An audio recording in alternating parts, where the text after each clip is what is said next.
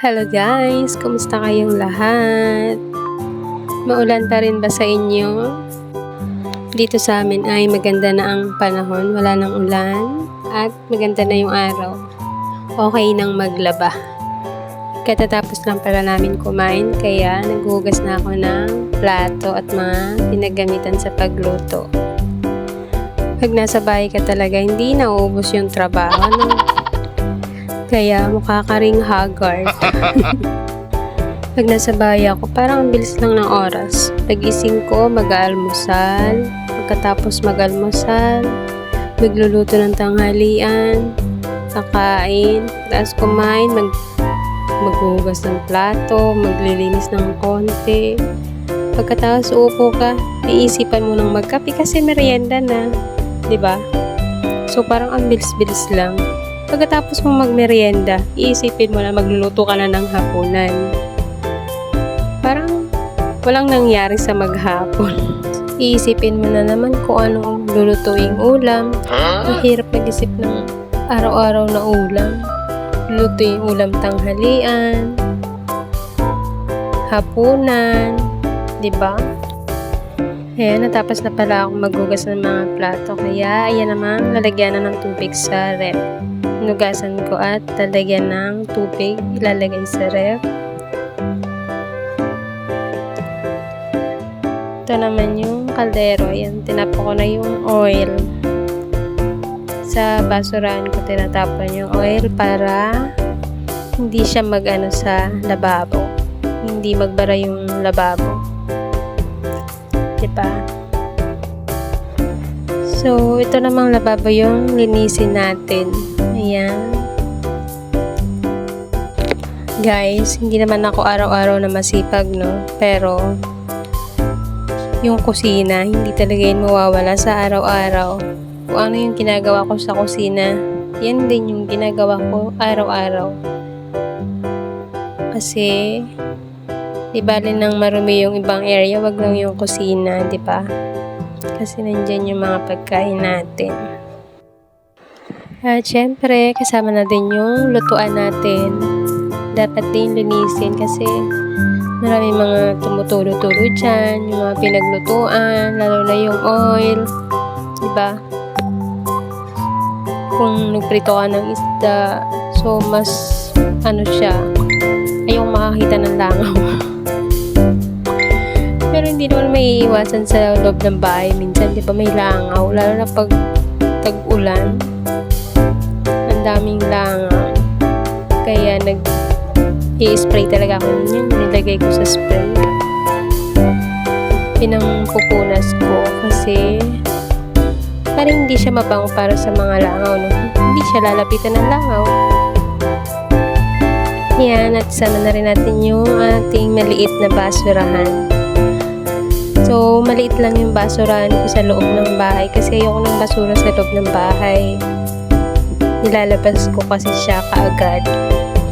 So, halimbawa, ngayong tanghalian, yung basura na yun, tinatapon ko yan, tapos hugasan ko yung basurahan para walang nag-i-stay na basura dito sa loob.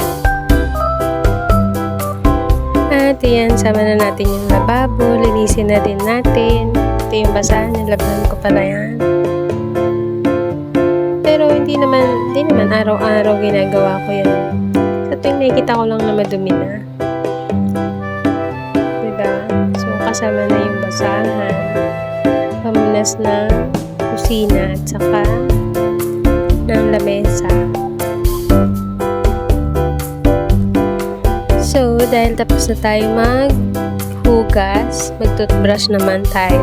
Ayan yung ginagawa ko. Tuwing tapos na ako sa kusina, mag-toothbrush na ako.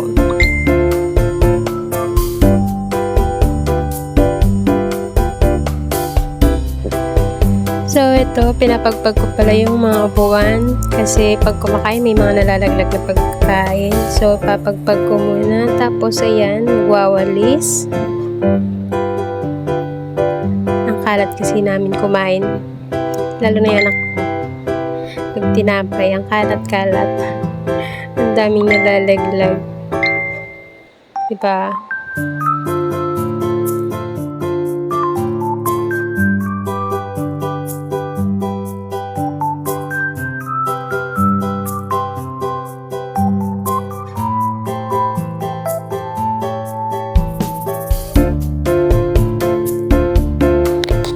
Natapos tayo magwalis, magmap naman tayo. Ayan, ini-sprayan ko din pala yung sahig para mas malinis. Ay, sana araw-araw tayo sinisipag, no?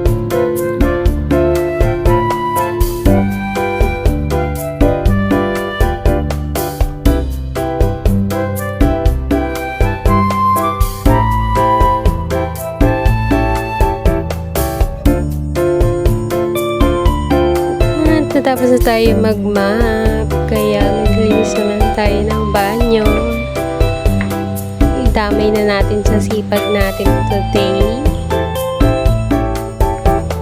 Kayo ba guys, tuwing kailan ba kayo naglilinis ng banyo? Nakakatamad kasi maglinis araw-araw, di ba?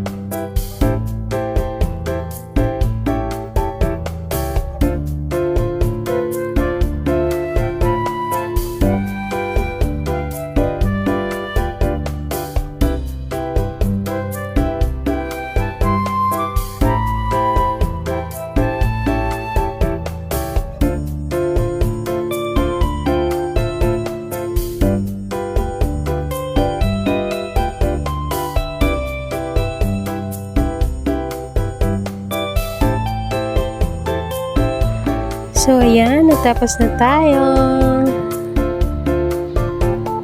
Ay, nakakapagod. Kaya, sarap magkape.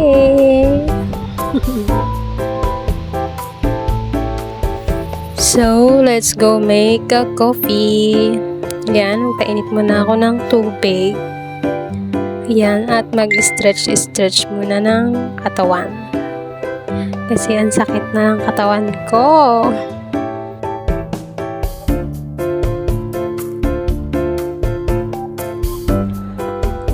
Ready na yung kape. Kape kayo dyan. Thank you for watching, guys.